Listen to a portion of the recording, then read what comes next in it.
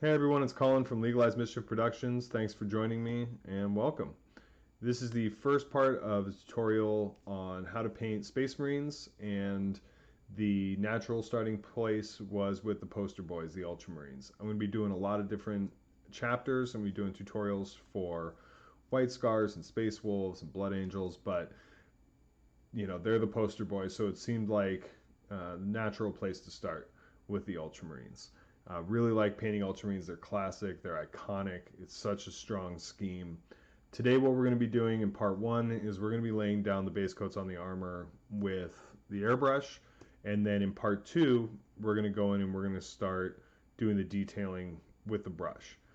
So today, paints we're going to be using, we are going to be doing a base coat with Leo Model Air Dark Mediterranean Blue.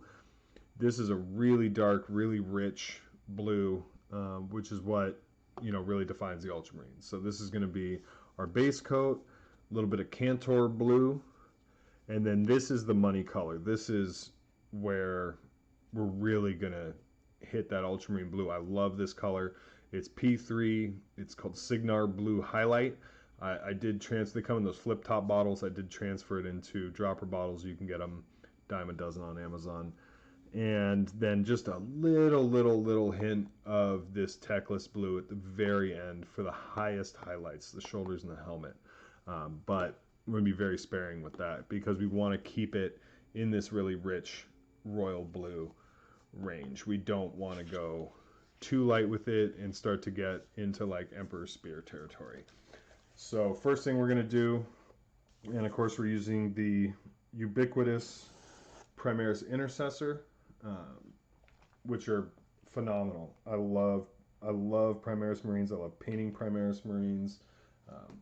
One day I'll be doing some Primaris Marines of my own, but that day is not today. Today we're doing Ultramarines. So first things first, we're just going to lay down a nice even base coat of this Mediterranean blue. And because we did start from black, this Mediterranean blue is not going to look like much, but it is going to give a nice blue hue to those shadows that we're going to leave in there, because the majority of the base coat is going to be that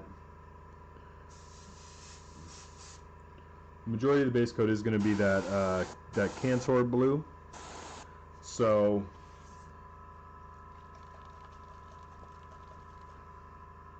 we want this dark Mediterranean blue. It's not so much a base color that you're really gonna be drawn to, as so much as it's just making sure that those dark shadows on the underside of everything aren't black, because we don't want that super high contrast style where everything goes from black all the way up to some really bright highlight. We want it to have tone, we want it to have color throughout. So just a nice even coat of the dark Mediterranean blue. Make sure we get underneath and everywhere. Touch up on the backpack there. All right, and that is going to do it for the Mediterranean blue. And that's going to dry pretty quick. So we're just going to move right on to the Cantor blue. Cantor blue, as you know, Pedro Cantor, Crimson Fists. I've always found the Cantor blue to be a little bit light for Crimson Fists. I'll be doing a Crimson Fist tutorial at some point as well. But it's perfect for Ultramarines. Really like this color for Ultramarines, for the base coat on the armor. So now that is dry, and you can see there's really not think it's blue, but it's extremely dark. It's way darker than typically what we would want for Ultramarines, but it's a great base to work off of. And, you know, if the paint's not 100% dry, you can just depress the trigger on the airbrush so you're just getting air, and just kind of wiggle it over the model where you want the paint to dry. Do not do that at high PSI because it can spider web the paint if it's too wet. So it's definitely something you don't, it's not ideal. You'd rather just let the paint dry. Typically when I paint Space Marines, I'm doing them in batches anyway. So by the time I'm done doing the 4th or 5th Marine, the first one is dry. But for our purposes here, if we want to get that just last little bit to dry out before we start handling the model again, you can always just spray a little bit of air from, 6 inches away, and it'll dry that up. That'll just dry it right up. And so, like we did like we talked about in the contrast, like we talked about in the grayscale tutorial, heads, shoulders, knees, and toes, top of the backpack, top of the forearms, and the gorget, the center of the gorget area in front of the face. Because again, we want to draw attention to this area here. So that's where we're going to concentrate. That's where we want the eye to go. So we're going to start, make sure we have good consistency, and we're just going to start laying in that Cantor blue, center of the gorget. Really nice color. Top of the forearm, top of the pad. Now we're going to go a decent way around the pad with this Cantor blue, because that original dark Mediterranean blue is so dark. We want this to be more of a true blue for the Ultramarines. So, but on the back there, you see that really nice fade back to that really, really dark blue on the back of the pad there. We want to leave that, but we do want to get good coverage with the Cantor blue, because Cantor blue isn't even going to be our final highlight. We're going to do that with the P3 with the Signar blue highlight. So head, shoulders, top of the backpack. This a little bit on this hip plate here, but not the whole thing. The knee and the knee there. Top of the foot, top of the foot. And then we're going to carry that around. So we do want to get the ankle area, and we are going to hit the side of the shin there just a little bit.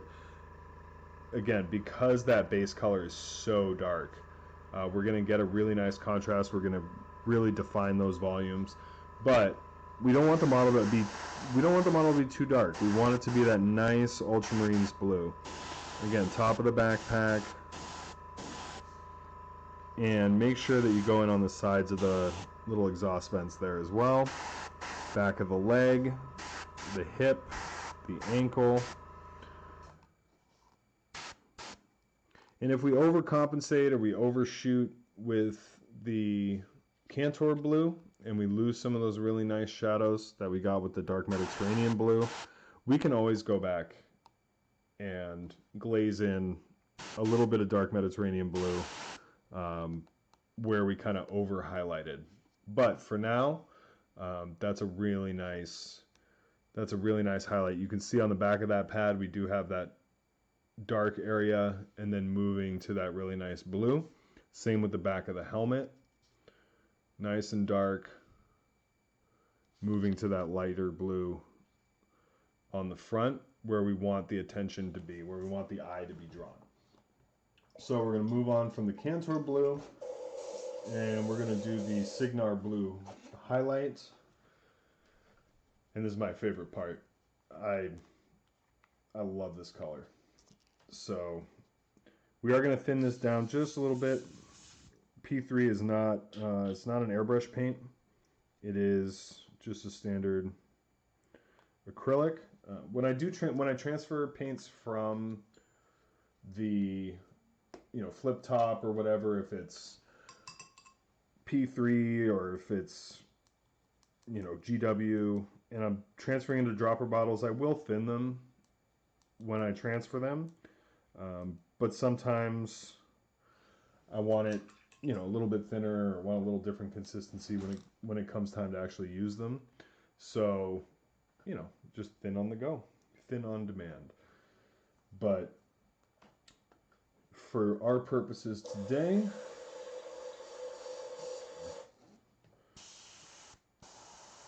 well, that's going to be a little too thin. That's why we always check before we start. Always want to check before we put it on the model. Like you can see here, that is too thin for my purposes. I some people do, 4 or 5 glazes to get, a super smooth transition. Again, we're not. I have to refresh my Signature Blue highlight. Clearly, we're not. We're not entering Golden Demon or anything like that. So we want to be able to do this efficiently, and there we go. That's much better. So you can see that there, a little bit better coverage. So again, head, shoulders, knees, and toes. And we're really going to start on that helmet.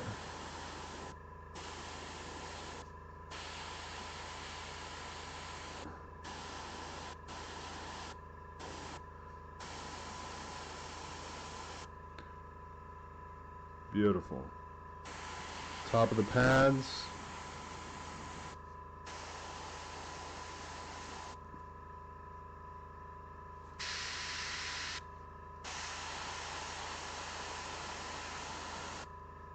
And when we're doing the shoulder pads, you want to try and leave a little bit of that Cantor blue kind of in the bottom front area of the pad, just to give a little bit more. There we go. Whoops. That's okay. A little bit on the front of the helmet. Top of the backpack. Center of the gorget. Top of the forearm. That hand.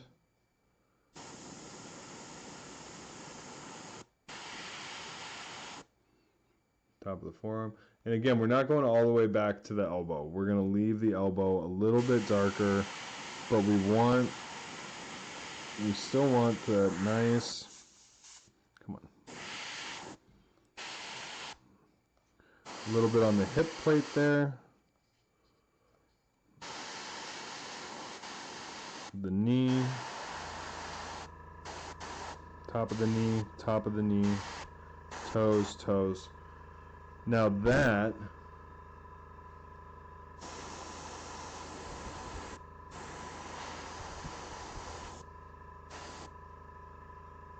is starting to look pretty good.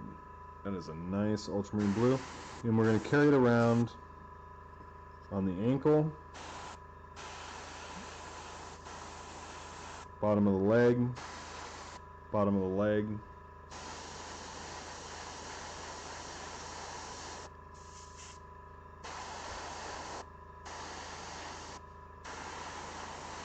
Paint's being a little bit temperamental, but that's okay, we'll work through it.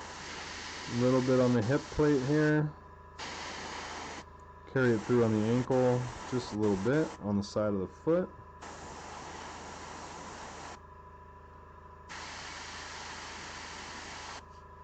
Top of the forearm back here, don't forget that. If you do forget it, you can always go back, hit it again. But top of the backpack, and again, we want to be careful not to overspray onto the back of the helmet or the back of the shoulder pads on this, and we'll lose that really nice. And we really want to stay just on that circular part. That triangle under there is going to stay in shadow. And like we talked about on the contrast or on the grayscale tutorial, we're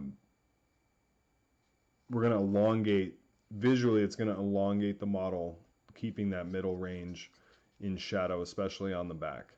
So we want to keep the back kind of thighs and upper backpack area, we want to keep that in shadow.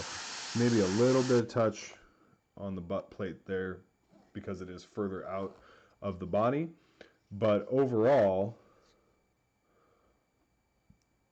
that is a pretty nice ultramarine blue. Then we're going to go back. The final little thing we're going to do just to finish it off is we're going to just do a little tap. Just a little tap of the Techless blue on the helmet and the shoulders, just to give that highest highlight, and you really give this thing some legs.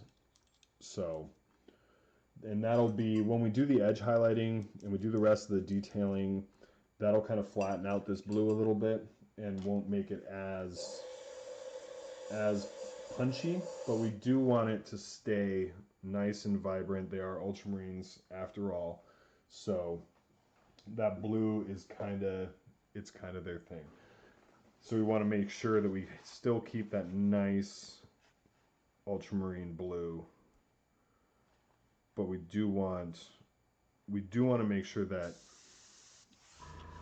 the eye travels where we want it to. So you can see right now we have this really nice blue, we have good definition, but we want to make sure that the eye is drawn where we want it to be. So we're just going to hit just a little bit with this Techless blue on kind of apex, really on the top of the highest point on the shoulder pads, and then just right on the forehead.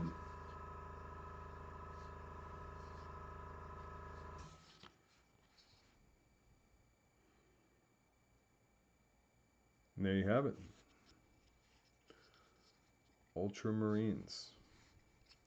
So that's a really nice ultramarine blue. Love this paint scheme. So that's it for part 1 of our tutorial, how to paint ultramarines. We're going to come back in part 2 and we're going to start in on some of the metallics and the golds and really start to define those parts of this model that are really going to bring it to life. The chest eagle, the bolter, and we're going to see this thing through to the end, and we'll have a beautiful finished Son of Gilliman when we're done. So I hope you enjoyed the tutorial. Part 2 to come soon, and we'll see you soon.